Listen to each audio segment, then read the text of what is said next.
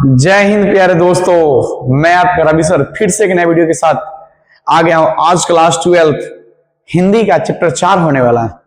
आज बहुत ही शानदार क्लास होने वाला बच्चों। तो सबसे पहले वैसे बच्चे जो अभी तक चैप्टर 1, 2, 3 नहीं देखे हैं जाके देख लीजिए पहले, और जो बच्चे देख लिए तो फटाफट बिना देर किए हम लोग क्लास की शुरुआत करेंगे।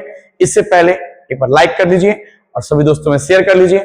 आज का चैप्टर जो बच्चों है ना बहुत ही खतरनाक है, बहुत ही मजेदार चैप्टर है। आज इतना मजा आने वाला है ना, बहुत मजा आने वाला है। क्या रेडी है आप लोग? स्क्रीन दिख रहा है? थोड़ा बड़ा कर दे रहे हैं बच्चों आपके लिए। स्क्रीन दिख रहा है? हम दिख रहे हैं तो कमेंट बोलिए यस।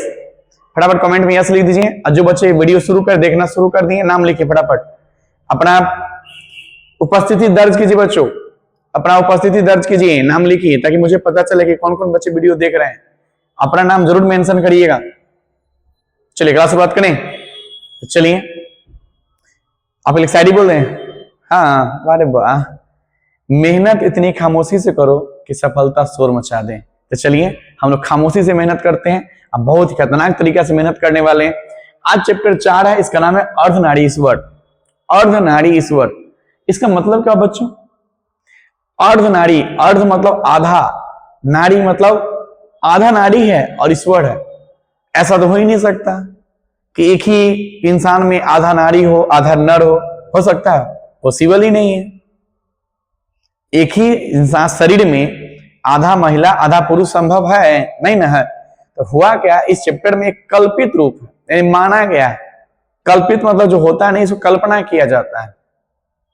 शिव और पार्वती के कल्पित बच्चों, हाँ, शिव और पार्वती एक ईश्वर होते हैं, उन्हीं का कल्पित रूप है अर्धनारीश्वर। कल्पना किया गया है और लेखक दर्शाने का प्रयास यह कर रहा है इस चैप्टर से कि यदि इस प्रतिमा से पुरुष को या महिला को यदि अलग कर दिया जाता है तो यह प्रतिमा अधूरा हो जाता है। इसी प्रकार हमारे रियल जिंदगी में भी यदि पुरुष और महिला यदि एक साथ मिलकर काम करें, एक साथ मिलकर चले तो सब चीज सफल होगा। यदि कोई काम के लिए चाहे कोई काम में महिला को या पुरुष को अलग कर दिया जाता है, वंचित कर दिया जाता है, तो सफल नहीं हो सकता है। होगा धीरे धीरे होगा, लेकिन यदि एक साथ करेंगे हम लोग मिलकर कोई भी काम को, तो जितना कम समय होगा उतना जल्दी हम लोग सक्सेस कर पाएंगे। तो ऐसा कोई काम नहीं है जो बंटवारा हम लोग कर दिए हैं। ऐसा कोई काम है नहीं, बंटवारा हम लोग कर दिए कि ये काम महिला कर सकते हैं, ये काम पुरुष कर सकते हैं। लेकिन ऐसा कुछ नहीं बच्चों, कोई काम कोई भी कर सकता है। समझ गए? ऐसे माना जाता है कि लड़की कुछ नहीं कर सकती है, लेकिन आज देखो लड़कियां देश के राष्ट्रपति भी है, देश का हर एक पोस्ट पे काम करती है। तो पुरुष से पीछे अब लड़कियां भी नहीं बच्चों, लेकिन उसका अधिकार मिलना चाहिए। अभी भी बहुत सारे समाज में लड़की का अधिकार नहीं दिया जाता है, लेकिन आप लोग पढ़िए बच्चों और आप लोग उस अधिकार को दिलाइए। जो अभी भी वंचित है शिक्षा से, उस घर तक शिक्षा पहुंचवाइए, वो आपका कर्तव्य है। कोई दिक्कत? तो चलिए चैप्टर में हम लोग यही पढ़ने वाले हैं कि कैसे क्या होता है। तो एक क्वेश्चन आपसे बच्चों बनता है क्लास शुरुआत करने से पहले कि चैप्टर का जो नाम है अर्धनारीश्वर, इसका लेखक कौन है? अर्धनारीश्वर का लेखक कौन है? यदि आप जानते हैं तो कमेंट में बताइए मुझे। फटाफट कमेंट में लिखिए अर्धनारीश्वर का लेखक कौन है। चलिए बहुत अच्छा, सही आंसर दे रहे आप लोग। आप भी कमेंट करिए, जो लेट से देख रहे हो भी कमेंट करेंगे। चलिए पहला सवाल ही आ गया बच्चों। चलिए शुरुआत करते हैं कि नारी और नर एक ही द्रव की ढली दो प्रतिमाएं हैं, यह पंक्ति किस पाठ से? अभी जस्ट हम कहानी आपको सुना रहे थे। तो नारी और नर, नारी और नर बच्चों ध्यान रखिएगा, एक नारी है एक नर है, दोनों एक ही द्रव की ढली दो प्रतिमाएं। ये पंक्ति अभी कहां पढ़े थे हम लोग? जो चैप्टर का नाम है अर्धनारीश्वर। अर्धनारीश्वर का है यह कि नर और नारी दोनों से मिलकर एक प्रतिमा बनाना, क्योंकि ऐसे संभव है ही नहीं। एक कल्पित प्रतिमा बनाया गया, कल्पित यानी कल्पना किया जा सकता है। तो आंसर क्या हो जाएगा बच्चों? पहला का सी, क्योंकि इसी पार्ट से लाइन को लिया गया है। कोई दिक्कत? आगे बढ़ते हैं। चलिए बताइए, दिनकर जी को निम्न में से कौन सा पुरस्कार दिया गया था? जो आपका लेखक है, चैप्टर का लेखक भी वही दिनकर जी है, राष्ट्र कवि है बच्चों, रामधारी सिंह दिनकर उसका पूरा नाम हुआ, रामधारी सिंह दिनकर राष्ट्र कवि। इनका पूछ रहा कौन सा पुरस्कार दिया गया? बताइए फटाफट बताइए, जानते हैं कौन सा बच्चों? ऑप्शन बी पद्म भूषण, ध्यान रखिएगा पद्म भूषण। दिनकर जी को जो पुरस्कार दिया गया उसका नाम है पद्म भूषण, ऑप्शन बी। अगला बताइए, अर्धनारीश्वर पाठ के लेखक कौन है जो अर्धनारीश्वर की रचना करती है? बताइए इसका लेखक कौन है? अभी जस्ट हम लोग चर्चा कर रहे थे, इसका लेखक कौन है बच्चों? रामधारी सिंह दिनकर, रामधारी सिंह दिनकर, ध्यान रखिए रामधारी सिंह दिनकर। आगे बढ़िए, रामधारी सिंह दिनकर की रचना कौन सी है? जस्ट उल्टा क्वेश्चन पूछ दिया, इज अ मस्त क्वेश्चन। अर्धनारीश्वर, दिनकर जी का जन्म बिहार के किस जिला में हुआ? जल्दी बताइए, जो दिनकर जी हैं इनका जन्म कहां पे हुआ था? बिहार के किस जिला में? जल्दी बताइए, मस्त क्वेश्चन ये आपके लिए, जल्दी बताइए पचमा के, जल्दी बताइए पचमा। हाँ बच्चों कौन सा आंसर है? बेगूसराय, सही आंसर है बेगूसराय, राइट आंसर बेगूसराय। पचमा का आंसर क्या होगा? बेगूसराय। याद करते चलिएगा, पचमा का बेगूसराय हो गया। रामधारी सिंह दिनकर के पिता का नाम क्या था? जल्दी बताइए तो, इसका पिता का नाम क्या था? जल्दी बताइए, क्या नाम है बच्चों? जय सिंह, राणा सिंह, नहीं रवि सिंह। क्या नाम है बच्चों? रवि सिंह इनके पिता का नाम। इनके पिता का नाम पूछे रवि सिंह, याद करिएगा रवि सिंह। अगला बताइए फटाफट, दिनकर जी की पहली काव्य पुस्तक कौन सी है? इनकी पहले काव्य पुस्तक कौन सा? जल्दी बताइए, पहली पूछ रहा, सबसे पहली, फर्स्ट। हाँ जी, दिनकर जी सबसे पहली बार कौन से काव्य पुस्तक लिखी थी? जल्दी बताइए, 7वां का आंसर। हाँ जी बताइए फटाफट, कौन सा? प्रणभंग, ऑप्शन डी, ध्यान रखिएगा प्रणभंग। जो दिनकर जी की पहली काव्य पुस्तक है इसका नाम है प्रणभंग, ऑप्शन डी, याद करिएगा। अगला, दिनकर जी की पहली कविता किस पत्रिका में प्रकाशित हुई थी? दिनकर जी का पहली कविता जो पूछ रहा किस पत्रिका में प्रकाशित हुई थी? जल्दी बताइए, कौन सी पत्रिका था? जल्दी बताइए फटाफट, 8वां का आंसर। हाँ बच्चों कौन सा आंसर? छात्र सहोदर, ऑप्शन ए, छात्र सहोदर, ध्यान रखिएगा ऑप्शन ए, छात्र सहोदर। चलिए अगला बताइए, दिनकर जी की पहली कविता कब प्रकाशित हुई थी? ये मस्त क्वेश्चन है। पहली कविता कब हुई थी बच्चों? 1925, ध्यान रखिएगा 1925 में हुई थी पहली कविता।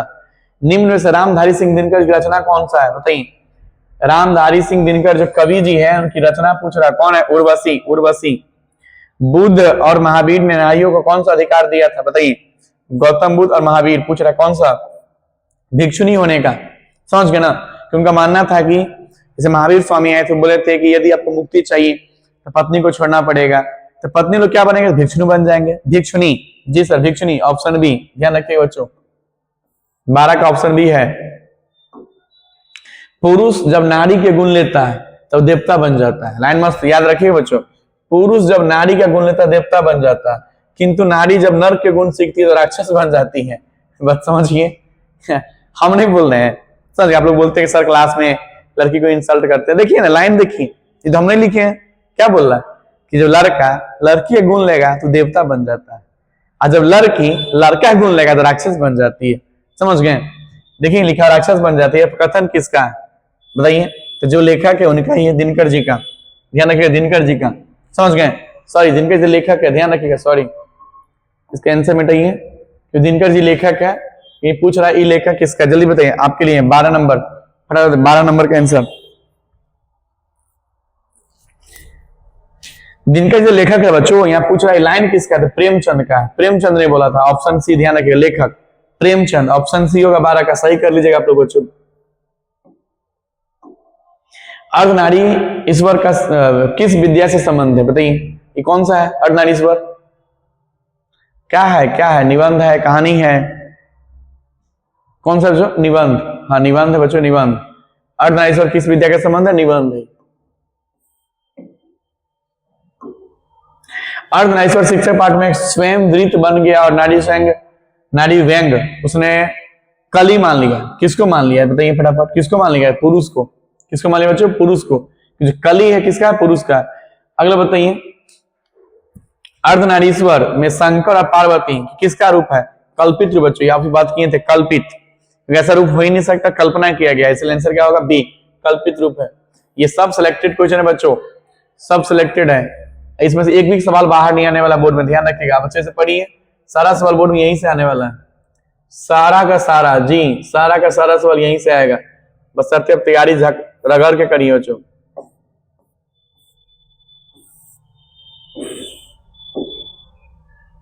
चलिए बताइए, नारी तो हम हो करी तब न किया विचार और जब जानी तब परिहारी नारी महाविकार।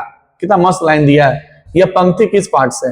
एक ही चैप्टर है अर्धनारीश्वर, यहीं से लाइन लिया गया है। ध्यान रखिएगा 16 का आंसर कि नारी तो हम हूं करी तब न किया विचार और जब जानी तब परिहारी नारी महाविकार। समझ गया किस पाठ से है? अर्धनारीश्वर से ही बच्चों। Option A. निम्नलिखित में कौन सी रचना दिनकर जी की नहीं है? कौन सी नहीं बच्चों? उर्वशी तो है, ये भी है, ये भी है, ये नहीं है बच्चों, ये नहीं है। यदि नहीं पूछा है तो यही आपका सही आंसर हो जाएगा, ऑप्शन सी। ध्यान रखिएगा ऑप्शन सी जूठन। ऑप्शन सी तो पता है ना, सीफोर्ट। क्या? चलो कहाँ चलो? रवि सर क्लास देखने चलो, घूमने नहीं, रवि सर क्लास देखने चलो भाई। चलिए बताइए 18 नंबर। निम्नलिखित में कौन सी रचना दिनकर जी की है? कौन सी रचना बताइए फटाफट। कौन सी रचना दिनकर जी की है? यहाँ पर है पूछ रहा है बच्चों, नहीं का नहीं पूछ रहा है। जल्दी बताइए 18 का आंसर कौन सा होगा बच्चों? हाँ, परशुराम की प्रतीक्षा। परशुराम की प्रतीक्षा सही है। दिनकर जी को किस कृति पर भारतीय ज्ञानपीठ पुरस्कार मिला था? किस पर? उर्वशी पर मिला था बच्चों, उर्वशी। ये बताइए युद्ध और शांति की समस्या पर लिखी काव्य कृति कौन सा है? कुरुक्षेत्र। आंसर क्या है? कुरुक्षेत्र। अर्धनारीश्वर कल्पित रूप किसका? शिव और पार्वती का। शिव और पार्वती का। गंधारी, ठीक, गंधारी किस? दुर्योधन की मां है बच्चों। गंधारी रामायण से लिया गया है, महाभारत से, तो दुर्योधन की मां है। प्रेमचंद क्या था? बताइए प्रेमचंद क्या है? प्रेमचंद जी 23 का आंसर बताइए फटाफट। क्या बच्चों? कथाकार है, कहानीकार। दिनकर जी का जन्म कब हुआ था? जल्दी बताइए, दिनकर जी का जन्म कब हुआ था? हाँ बच्चों कब हुआ था? 23 सितंबर 1908 को। हाँ 24 का ऑप्शन है, सही बता रहे हैं आप लोग। 25 को बताइए। दिनकर किस युग के कवि हैं? जल्दी बताइए, इसका कौन सा आंसर होगा? छायाबदोत्तर युग, ऑप्शन सी। चलिए क्वेश्चन खत्म हो गया। ये बताइए अपने फटाफट कि आपका 25 में कितना नंबर आया? चैप्टर 4 का ऑब्जेक्टिव सिलेक्टेड क्वेश्चन ही था, सारे VVI क्वेश्चन सब था। आपने कितना नंबर लाया? जल्दी बताइए कमेंट में फटाफट बच्चों, आप लोग जल्दी बताइए जल्दी। चलिए आज जो लोग अभी तक वीडियो देख रहे थे, अब हम लोग अगला चैप्टर में चलेंगे। अब अगला चैप्टर होगा आपका, देखते हैं कौन सा चैप्टर बच्चों। जी अगला चैप्टर 5 आ गया, समझ बच्चों। 5 है रोज, तो हम लोग अगली वीडियो में मिलेंगे, समझ गए। ऐसी क्लास प्रतिदिन करते रहिए, बहुत मजा आ रहा है, आपको भी आ रहा है, हमें भी आ रहा है, क्योंकि आप लोग प्रतिदिन क्लास कर रहे हैं। और जो बच्चे अभी भी नहीं क्लास कर रहे, अभी भी समय है बच्चों, क्लास प्रत्येक दिन करिए, डेली क्लास करिए। डेली क्लास में लेकर आपके ला रहा हूं, बहुत मेहनत कर रहे हैं हम आपके लिए। आप मेहनत करिए, आपका सपना जरूर साकार होगा, है ना। प्रतिदिन क्लास, एक भी क्लास स्किप मत करिए, रिवीजन भी करते रहिए बच्चों, दोबारा वीडियो देखते रहिए, समझ गए, भूल जाइएगा आप लोग फटाफट। तो चलिए हम लोग नेक्स्ट वीडियो मिलेंगे, तब तक के लिए जय हिंद। अभी कमेंट में जरूर जय हिंद लिखें, फटाफट कमेंट लिखिए जय हिंद। चलिए आपका दिन अच्छा हो, हैव अ नाइस डे। और दोस्तों को वीडियो शेयर कर दीजिए फटाफट, और सब्सक्राइब भी कर दीजिए भाई, सब्सक्राइब नहीं कर रहे, सब्सक्राइब कर दीजिए जल्दी जल्दी।